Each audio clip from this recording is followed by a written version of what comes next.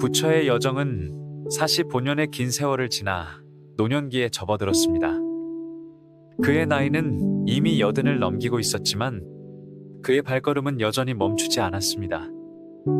이 시기에 부처는 때로 피곤해 지쳐 몸을 가누기 힘들었지만 마음은 변함없이 고요하고 또렷했다고 합니다.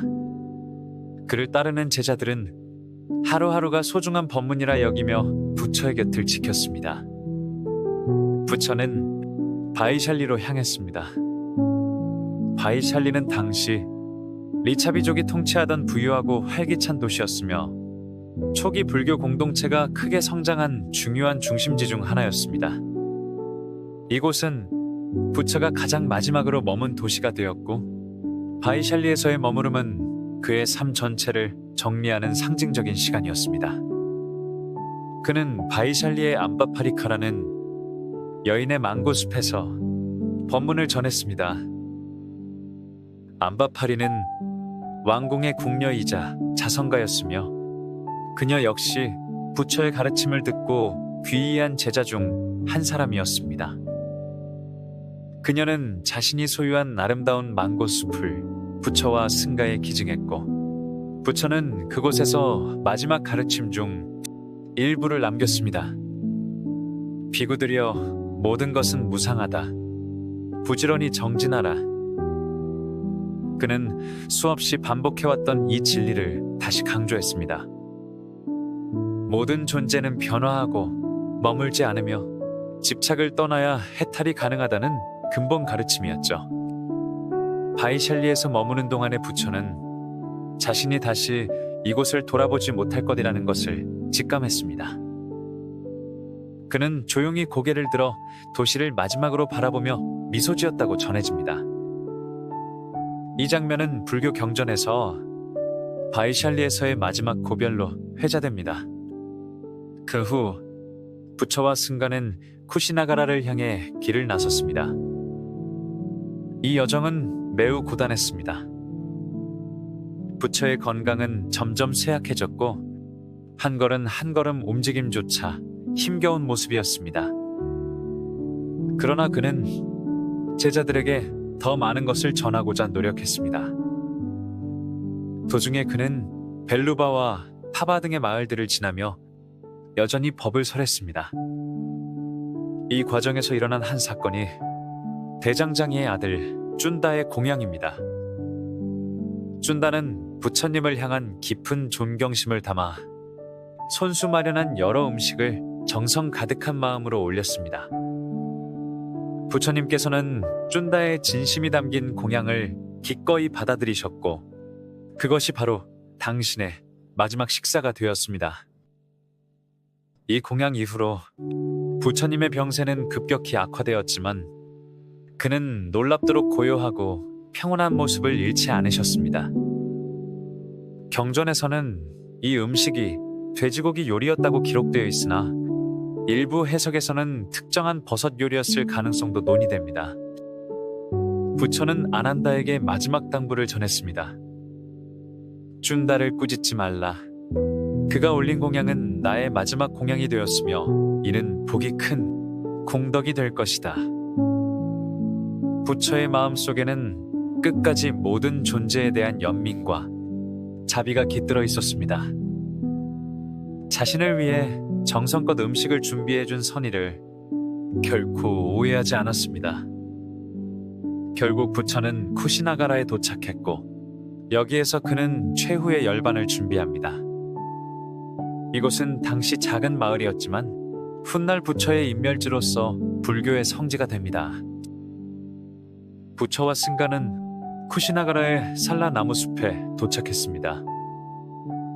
이곳은 말라족의 작은 마을 변두리에 위치한 조용한 숲이었죠. 이 말라족은 당시 북인도의 소국 중 하나였으며 부처가 말년에 특별히 이들을 찾아간 이유에 대해서는 여러 학설이 있습니다. 일부 전승에 따르면 말라족은 부처의 먼 친족 집단 중 하나였고 이곳은 평생 떠들었던 부처가 평안히 열반에 들기 위해 선택한 마지막 안식처였습니다. 그 숲에는 두 그루의 커다란 산라나무가 나란히 서 있었고 그 아래에는 부처의 마지막 침상이 마련되었습니다. 경전은 이 순간을 이렇게 전합니다. 산라나무가 한밤중임에도 꽃을 피우고 하늘에서는 신들의 향이 흩날렸다. 이 신비로운 묘사는 부처의 마지막 순간을 자연조차 경외하는 상징으로 전해집니다. 부처는 오른쪽으로 옆으로 누워 사자와 같이 안정된 자세인 사자와요로 마지막 안식을 취했습니다.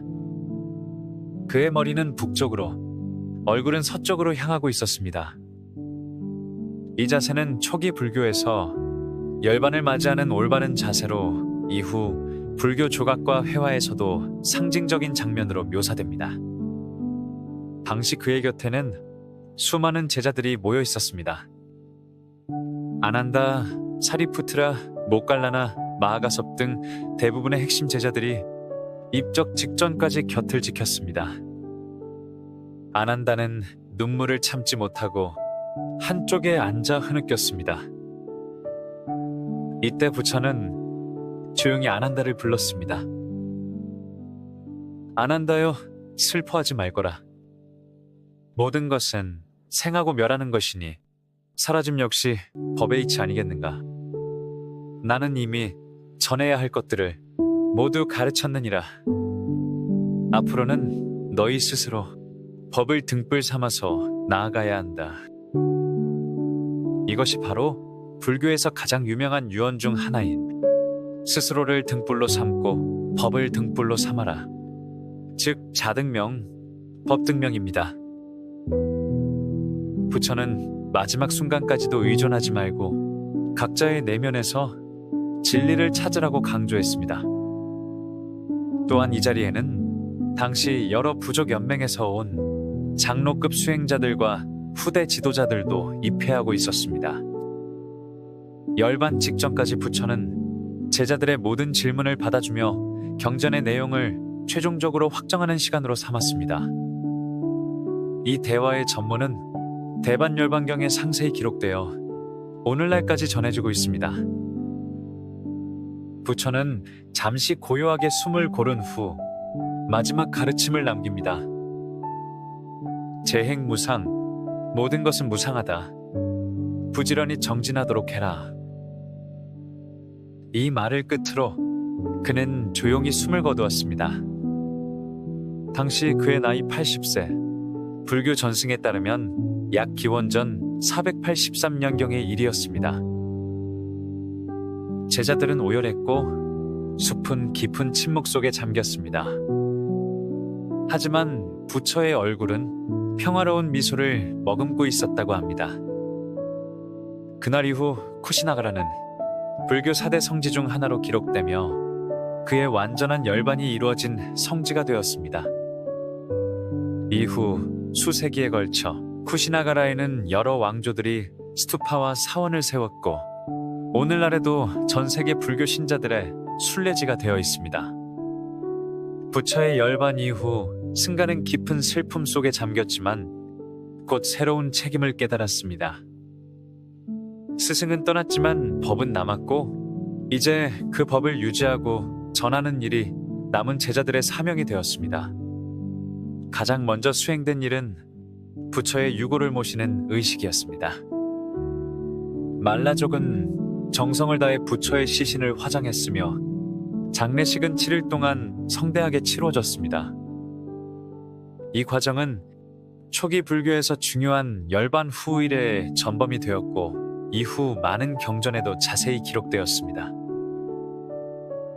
화장이 끝난 후 남은 사리들은 각국에서 모인 대표들이 분배를 요청했습니다.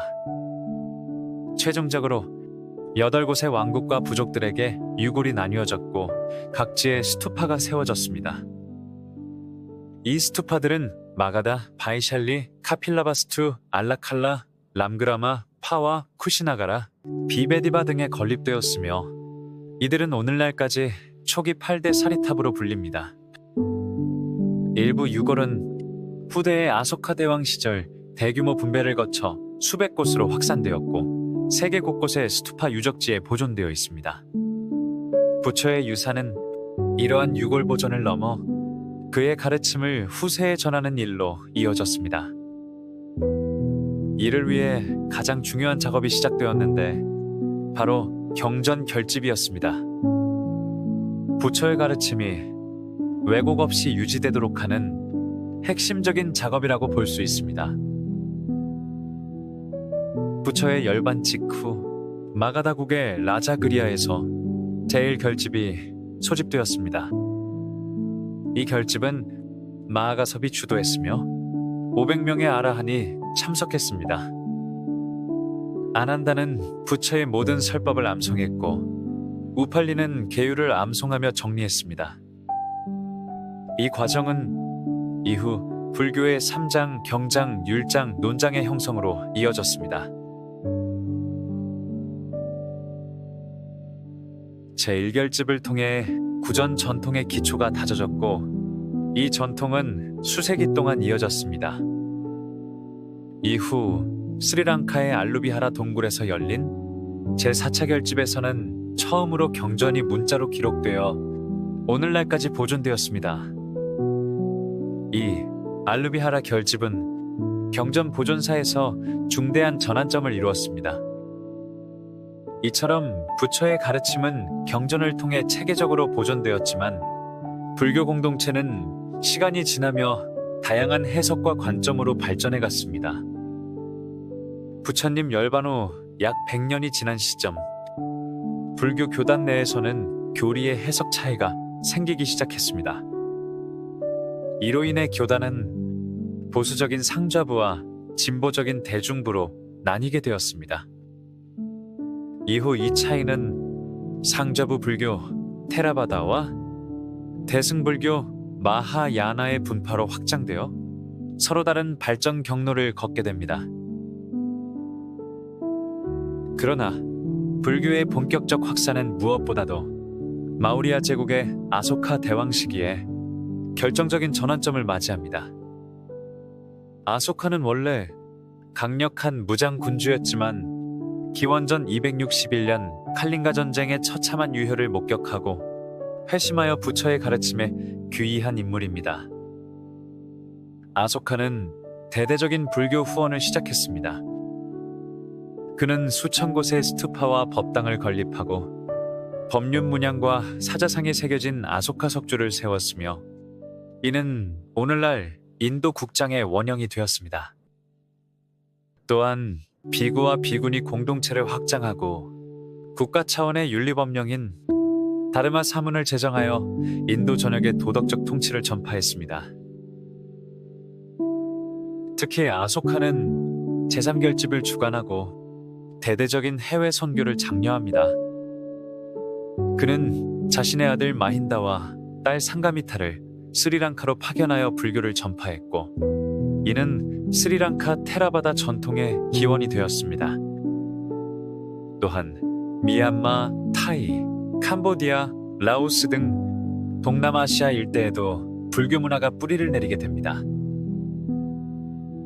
아소카의 사절단은 헬레니즘 세계의 서쪽인 박트리아, 안티오키아, 이집트의 프톨레마이오스 왕조에도 파견되었고 이를 통해 불교와 서양 고대 철학이 일부 교류했다는 기록도 남아있습니다. 이후 불교는 실크로드를 따라 중앙아시아, 탈인분지의 쿠차, 호탄, 두낭 등 오아시스 도시로 확장됩니다. 서기 1에서 2세기에 이르면 불교는 한나라를 거쳐 중국에 전해지고 이후 한반도와 일본으로 이어지는 동아시아 불교 문화권이 형성됩니다. 한반도에서는 고구려, 백제, 신라가 차례로 불교를 국교로 삼으며 불교의 술, 사원, 학문이 꽃피웠고 일본으로의 전파도 이어졌습니다. 현대에 들어서도 불교는 단순한 종교를 넘어 명상, 심리치료, 평화운동, 환경보호 등 다양한 실천 철학으로 확장되었습니다. 특히 마인드풀니스 개념은 서양 심리학과 결합해 스트레스 관리와 정신건강치료법으로 널리 자리 잡았습니다. 오늘날 2500년이 지난 지금도 부처가 걸었던 그 숲길과 강가, 그리고 설법을 하던 나무 그늘 아래는 수많은 순례자들의 발걸음으로 이어지고 있습니다. 한 사람의 침묵 속 결심은 수천 년의 생명을 가졌고, 그 자비의 등불은 여전히 꺼지지 않은 채 세계 곳곳에서 빛나고 있습니다.